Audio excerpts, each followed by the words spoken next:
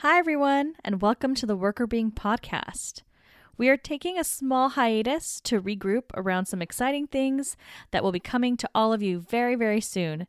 In the meantime, we will be re-airing some of our favorite interviews with our favorite badass women just in time for Women's History Month.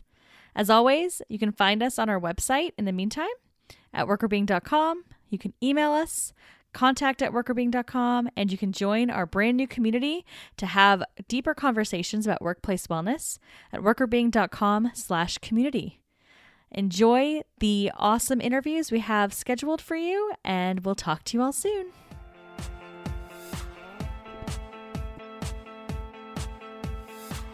Hi, I'm Patricia Grabarek. And I'm Katina Sawyer, and welcome to the Workr Being podcast. Today, we are so lucky to have Maggie Goff with us. She is the Director of Member Experience at Welkoa. She has tons of experience in the workplace wellness arena. We're very lucky to have her here today, and she's going to talk to us about her philosophy on wellness. So thank you so much, Maggie, for being here.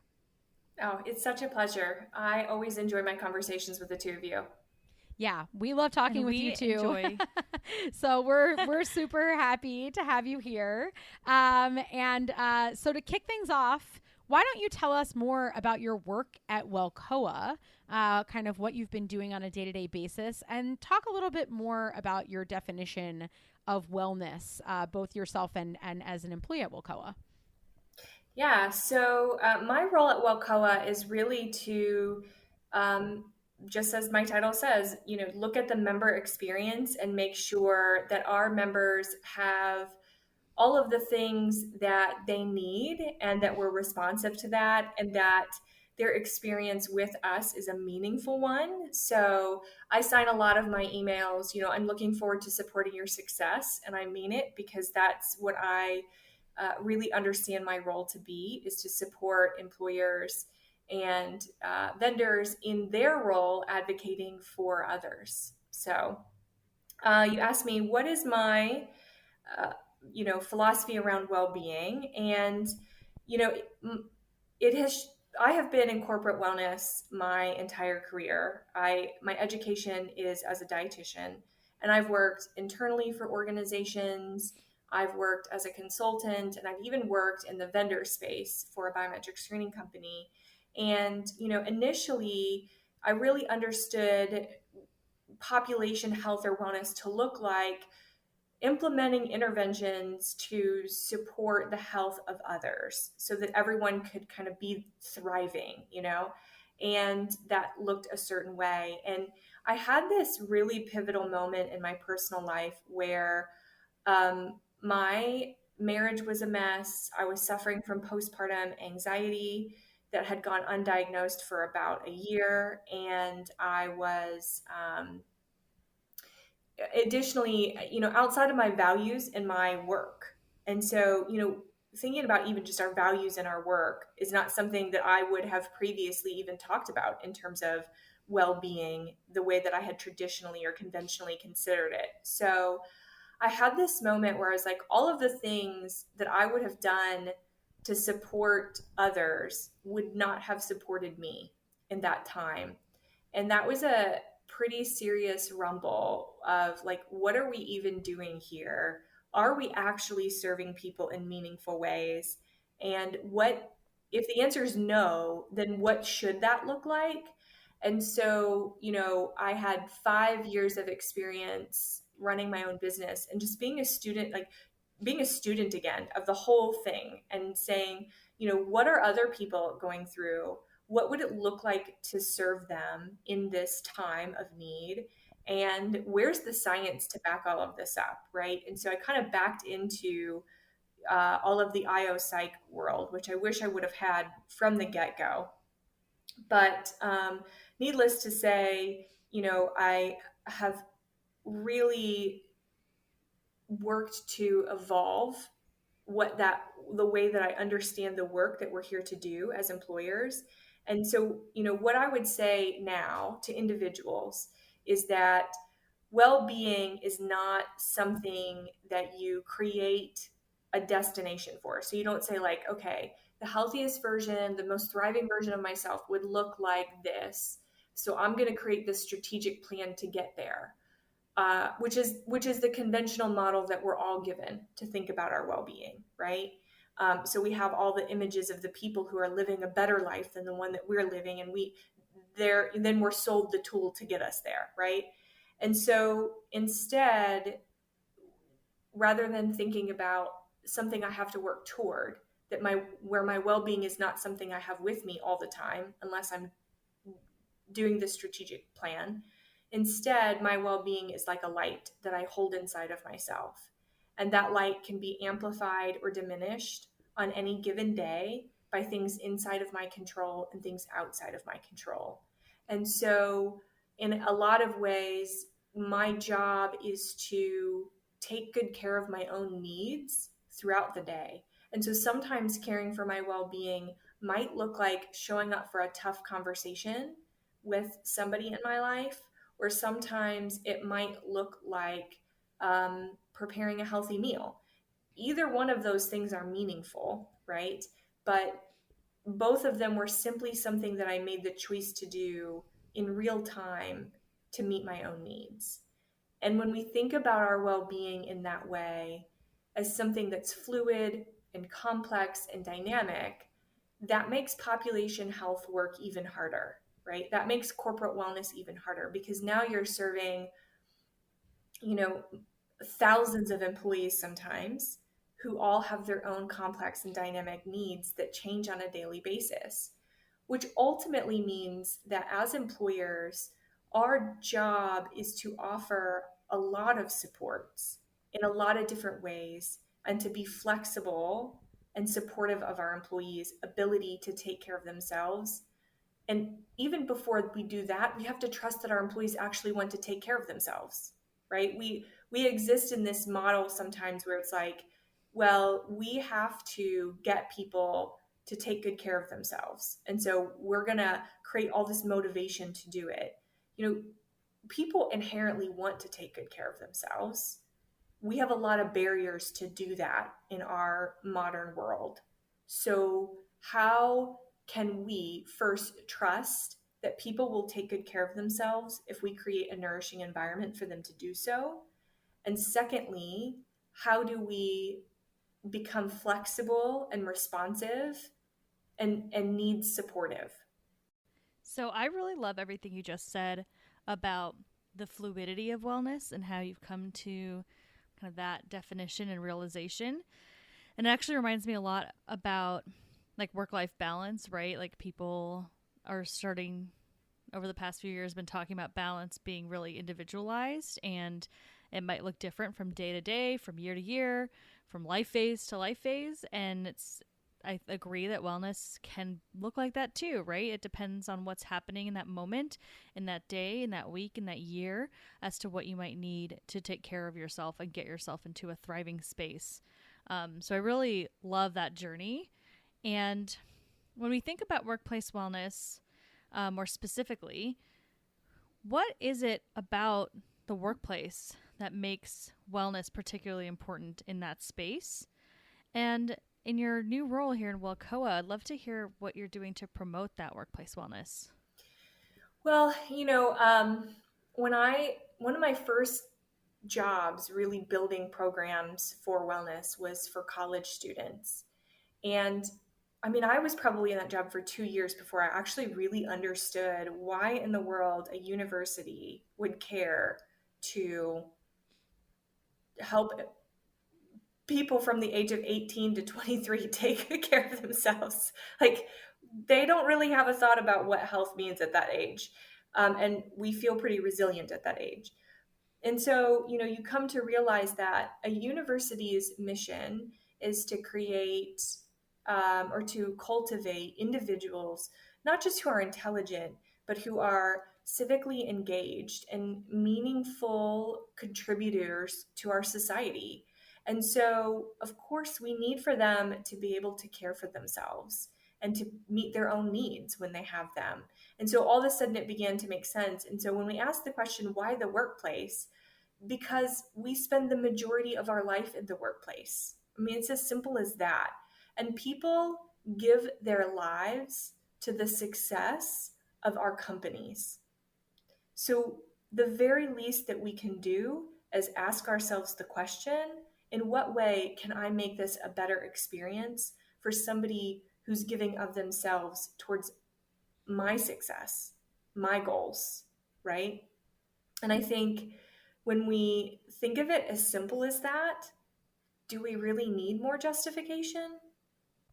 Yeah, I think that's a great question. And I'm wondering kind of how that argumentation or what, or, the question that you just posed, when you're talking to workplaces, how does that messaging work? And what are some of the dangers if people don't listen to that message? Well, I think the messaging has shifted over the past 5 years. And I think this is in part to experts like yourself being committed to this shift in our thinking around workplace wellness, and um, myself being a part of that dialogue. But Welcoa has done a phenomenal job over the past 5 years of really cultivating this language and shifting the direction of the conversation around workplace wellness. So, we had been focusing on a very medicalized model of well being where the responsibility to health and thriving was mostly on the employee. And employers don't like to hear this because they've invested a lot of time and money into these initiatives over the last couple of years. But once they put those interventions into play, the fulfillment of those interventions was solely the responsibility of the employee. And so what Wakoa has done a phenomenal job of is helping lead us out of that shift and helping employers to safely walk into the space where they can say, this didn't work well and we probably could do better. And here's what that might look like. And, you know, at the end of the day, especially post COVID, we all are hearing in the headlines, like, and we don't even need the headlines because we're living it in a lot of workplaces. We're hearing that there's going to be a mass migration, right? People post COVID are more willing to change jobs than they were before. And that's already on top of a generation of millennials who are already comfortable changing jobs more than the generation before. And so when you are a business and you're thinking about the type of people that you attract and their engagement in your workplace and their longevity in your workplace and their willingness to leave if it's not a thriving environment, then you have enough business case at that point to recognize the damage that it will do to your organization if you're unwilling to look at the environment in which you're placing people. So I got one of those notices from LinkedIn. I think it was 2 days ago. And, they do those things sometimes where they say, do you have advice on this topic? And if so, post it with the hashtag, whatever, right? For these conversations they want to drive on their platform. But it was about this mass migration of employees. And it was about what advice would you give someone who is looking for a new job, who wants to shift after this time of COVID? And my advice is ask your next potential future employer, how did you treat people during COVID? And how has that changed the way that you care for employees now? That one question will tell you so much about what it's like to work in that organization. And I think we'll have more and more people asking questions like that. And from what I've read so far, if you're in leadership in an organization and you have struggled with the attitudes and beliefs of millennials, like there's a ruder awakening coming with Gen Z. Like they simply won't take a job if it doesn't meet their needs. And I quite frankly am excited about that.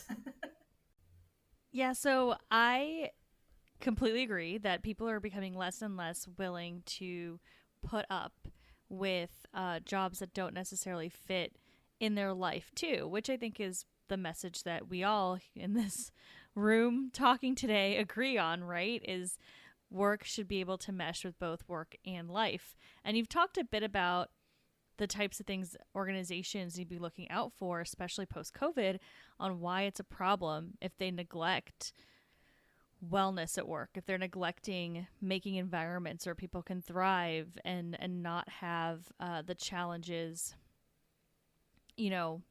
of coming into a workplace where they're not going to be fulfilled and are going to have a gap in their life where it's going to create strain or stress in other parts of their life. And I love that this time in COVID has had people take a little bit more of a critical look at things.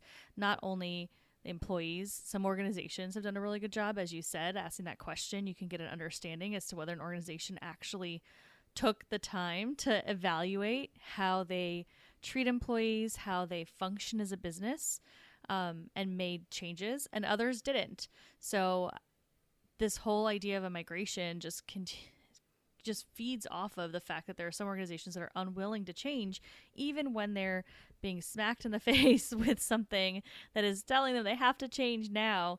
So I think that's a great piece of advice for people, is to really think about how they can understand what the organization has done and get a really good sense as to whether that company is really focusing on employee wellness and employees' experience and thriving and creating a sustainable work environment versus organizations that maybe haven't done anything or haven't done a lot to prepare for this post-COVID era, where we're now we've been shaken into awareness of the importance of some of the things that we need from a thriving perspective. So in addition to what's going on within organizations, what's been going on with COVID, one thing we've been thinking a lot about has been the culture of wellness that has kind of been popping up. It's been happening pre-COVID, and obviously with COVID, this conversation about wellness in our social media culture, this awareness of self-care has continued to grow, and it's almost it was creating this check the box type of stressor around wellness, right? It's like, well, if I'm not doing all of the things, kind of going back to what you were talking about earlier and how wellness can change and shift over time. Sometimes it's, depending on your day, you need to do one thing. A different day, you might need to do something else. What do you think are the biggest concerns or issues stemming from some of this bombardment of wellness culture and this pressure to do all of the things to focus on your wellness? Yeah, well, I want to go back a little bit to the previous conversation, because your response to that made me think of something. When we talk about workplaces being an environment that can support an individual's ability to thrive, one of the things that we've done for far too long is had a narrative about the individual, about individual resilience and its ability to cultivate success, right?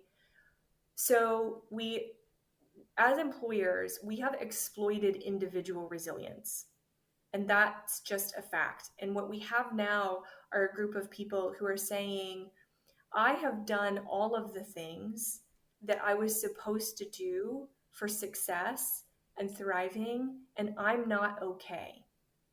And so it's important right now that we listen to those things, because they're the things that we've had the privilege in leadership to overlook, because people have been working so hard to be successful and be resilient all on their own, because that's what we told them was the ladder that they had to climb, right? And so the truth is that our entire society is built on communal systems. So why and how this narrative of individual resilience came about, I'm not an anthropologist, so I can't answer that. But the truth is that what we have right now are a group of people who are saying, for a multitude of reasons, I've done all the things and I'm not thriving, and I'm also tired of feeling like I'm the one that's failing. So what else is happening here that's impacting my well-being? And we've just become curious about that. And that's when we start to say, this policy at work around maternity leave really did not do me any favors, right? Or, um, okay, so you've offered this wellness program, but it's not on paid time. So how does, again, all the responsibilities on me to make everything happen for you and for me, right? And, we've had, the statistics about women who've left the workplace during COVID are just so staggering and saddening, because it is a function of the fact that we have, as leaders, done a poor job of listening to people's needs for so long. And so, to your point about now everybody wants to talk about self-care, the danger I see in this is that it focuses the narrative back on the individual resilience, right? Now, I want to be good at meeting my own needs. Part of me meeting my own needs is sometimes being honest about the barrier or the challenge that isn't mine to own. And so I can say, okay, I'm really struggling because of this dynamic. What about this is in my control, and what about it is outside of my control? And so self-care is important so long as you're willing to say, these are the things that aren't in my control, that I'm not responsible for. And it doesn't matter how much resilience I have, I'm not getting over that thing without somebody else's support. And that's where we talk about community care, right? And I think that employers need to recognize themselves as a part of an individual's community care. And that's a shift. So I would say to people, one, do not follow a million self-help gurus on Instagram or Facebook. I've done it. I can tell you from personal experience. You just start to feel like everything's wrong with you all the time because there's a million different things that you could do for self-care that you're not doing, right? And tune it out and tune inward. You already are aware because you are living your own experience of where your needs are met and where they aren't. And if you can think about your well-being like a light that can be diminished or amplified, you'll start to become aware of the ways and the situations that diminish your well-being. And then get curious about what you need to change that situation. Maybe you need to get out of specific relationships because they're draining. Maybe you need to invest in other relationships because they're nourishing. And none of this is easy, but what I want for everybody to know is that you can trust yourself when it comes to your own well-being. It's not that everyone else has the answer for you, which is what we keep, the industry keeps telling people that we all have the answers for them. But leaders in well-being are not going to get this right for people until people can learn to trust themselves and really communicate their needs, which individuals are doing right now. And it's up to the employers and the leaders to listen. Yeah, I mean, I really love everything that you're saying, because what you're sort of implying is that we need a multi-level approach, that it can't just be that individuals feel like they're sort of alone on this journey trying to figure things out, and there's a million different offerings and a million different pieces of advice that people are giving you about what to do, mostly things that work for them, right? Or that they're trying to sell you. And then you're looking inward and saying to yourself, well, I still don't feel balanced, and everybody's telling me that I should. And I'm trying all these things that people are telling me that I should do that are going to, I'll snap my fingers, and if I do this, I'll be balanced. And I'm operating within a system that is actively sabotaging my balance in many ways. So I'm blaming myself for problems that are outside of myself, and I'm trying to solve more things that I'm possibly able to solve anyway. And I'm also trying to solve them with things that aren't deriving from my personal needs, but are deriving from what other people are saying that I need. So this is obviously a big problem. And I'm curious, when you're thinking about, okay, so organizations need to provide, I would assume, something that's on your mind is organizations need to provide a structure in which wellness is more possible and in which wellness is more possible to be tailored to people. And maybe also provide some time for that reflection or space for people to figure out what it is that they need. So those are some things that are coming to mind for me as you're talking about what might be possible solutions. But I'm curious if you could talk a little bit about what you see. You talk about this idea of a light that's inside of you as kind of a more helpful way of thinking about wellness. But what are some of the practices that companies might undertake or that individuals might undertake so that they are finding wellness in a more restorative way as opposed to a more achievement-oriented focus? Yeah. So, I can speak from my own personal experience because, as I said, I've been in the student learning mode for the past 5 years, and that's the thing too. Is like we're always evolving and we're always learning, and so we never arrive, and that's okay. So, there's no like, and now I finally got it right, and everything in my life is just come into focus, right? Like, doesn't it just? We just have to stop saying that. But so when COVID hit, I live in a small 2-bedroom house, 1 bathroom, which is lovely because I have less cleaning to do. Like it was good for my well-being because I had less household responsibilities. My husband and I did. And so we could live our lives more and manage less. But then when COVID hit, we had 3 children and 2 adults all working out of one household that did not work. It was not big enough.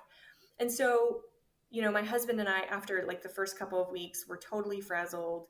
We're a mess. And it was like, okay, like, how do we make this better? Right. That's the first question. It's like, what do I need to make my current situation a little bit better? And so, we both decided some amount of time where we were completely off duty so that like there was at least like one chunk of time during the day that somebody wasn't asking me for something, that I could just focus on myself. And so we did the thing every week where we would compare calendars and find every single day like an hour for him to be off duty and an hour for me to be off duty. And what I did initially with my time was I did the thing that I know not to do, and I set the strategic plan. Like every day during this hour, I'm going to insert, self-improvement plan. And so I found myself resenting that time because now I had more things to achieve when I was already giving it my all the rest of the day. And so I quickly learned to say, like, what is it that I need? And that looks different depending on the day. So some days I was lonely and I needed to call a friend to like experience my own friendship.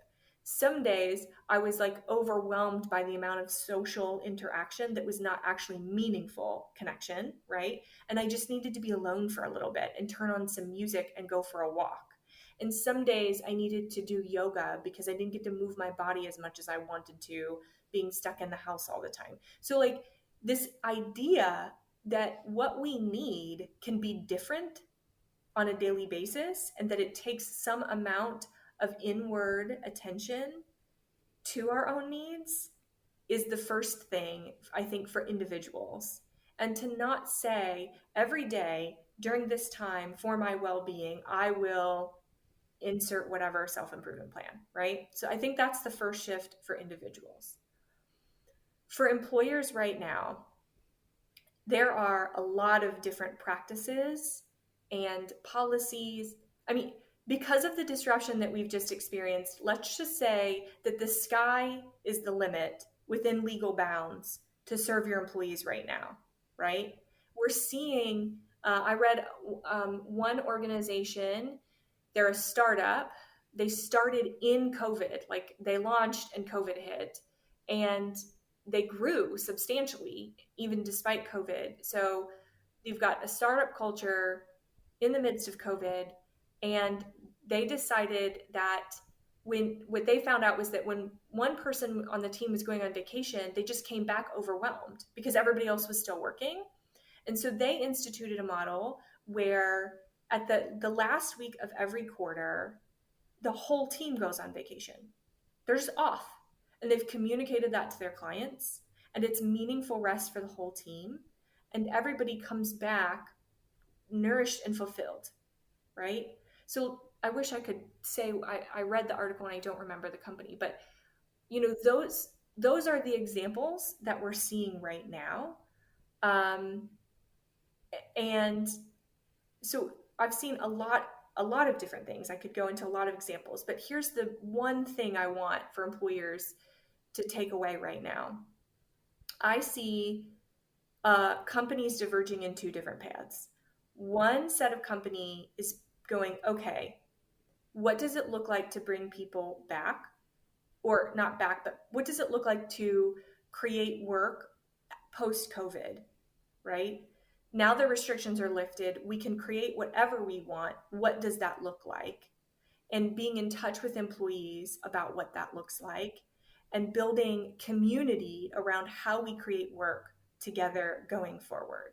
And that can happen whether you are a 10-person company or a 110,000 person company, because even in those really large companies, you have divisions, right? You can subset into smaller groups and move down to really listen to people, get to a more granular level.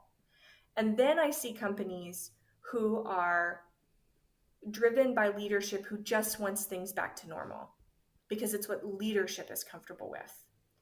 And in those companies, I've already been called by one company to ask me to do a presentation for their employees to deal with self-care in the midst of your discomfort with coming back.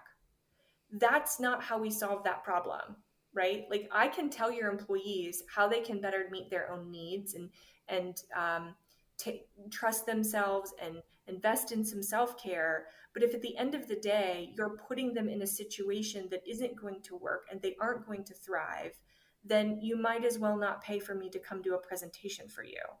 And so I'm seeing this divergence between these two kind of clear pathways. So my advice to any employer right now would be pause and listen and be willing to innovate and be creative to meet the needs of people as we carefully make our way into a new world.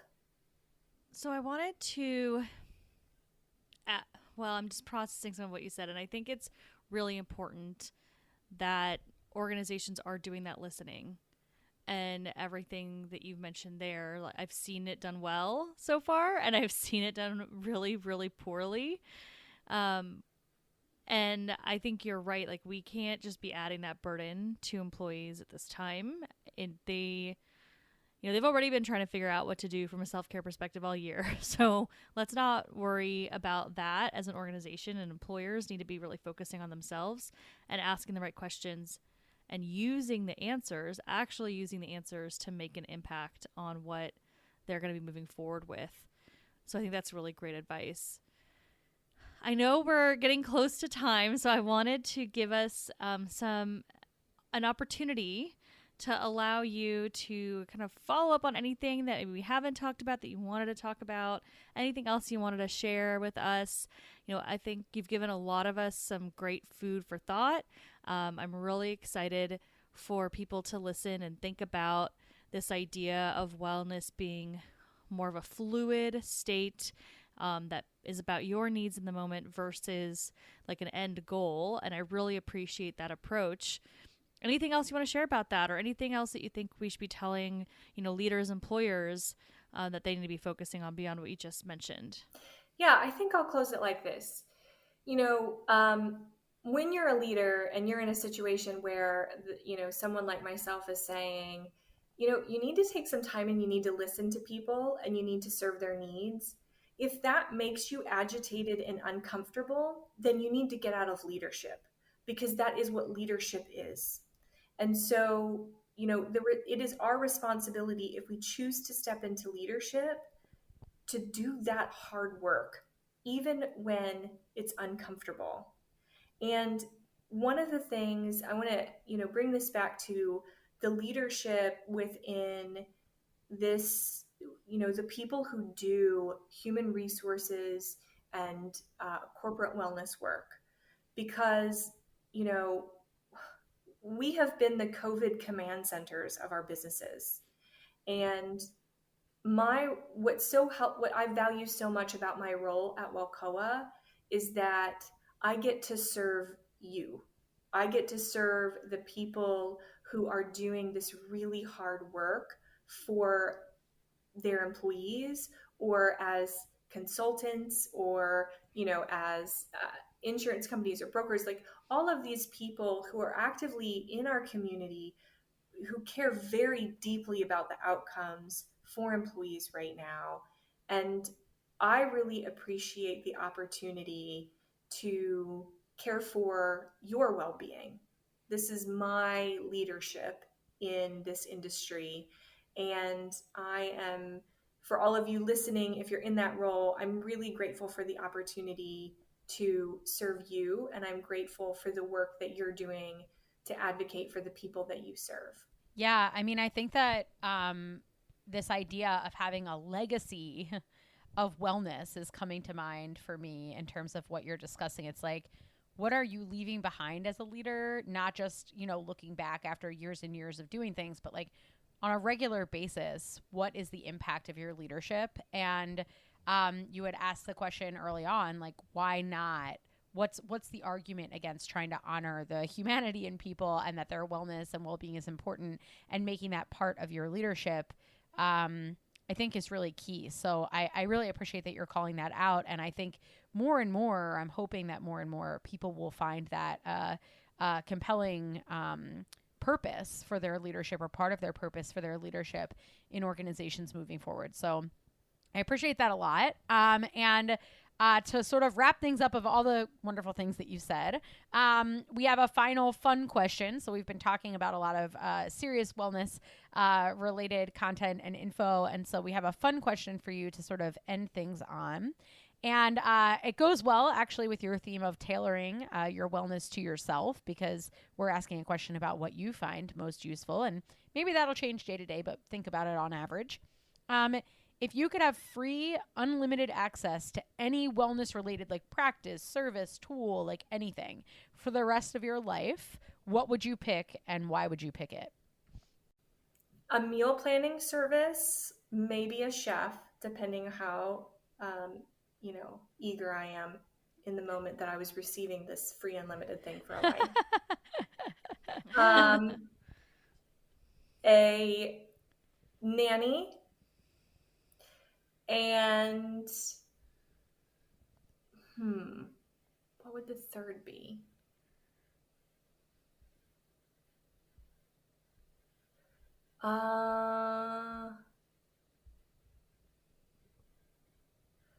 A pass to Disney World.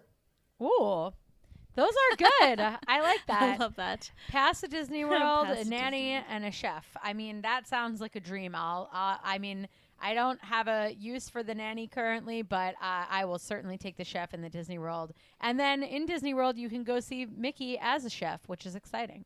So you could pair the two together. That's full awesome. Circle. Yes, full circle. Well, thank you so much for your time and talking with us. We really appreciate it. We've learned so much, and we know our listeners have as well. And we're so excited by the work that you're doing at Welcoa. Oh, I'm so grateful for the work that you guys are doing, and just so deeply appreciate your leadership in our community. Oh, thank you. We appreciate that. And again, thanks for joining us. And for all of our listeners, thanks for listening. Thank you so much to Maggie for joining us today and talking about how to define wellness and all the great things that are happening over at Welcoa. You'll find in the show notes, we've included links to Welcoa as well as Maggie's email address. If you want to reach out and speak to her directly, go right ahead. She's really willing to connect with all of our listeners. Also wanted to make sure that all of you remember you can reach out to us at any time if you have any questions or anything that you need. You can email us at contact@workrbeing.com. You can find us on our website, workrbeing.com, and on social media at workrbeing.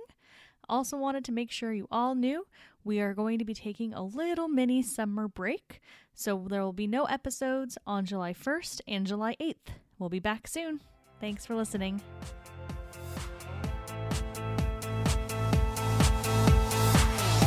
The Workr Being podcast is hosted by us, Patricia Grabarek and Katina Sawyer, and produced by Allie Johnson.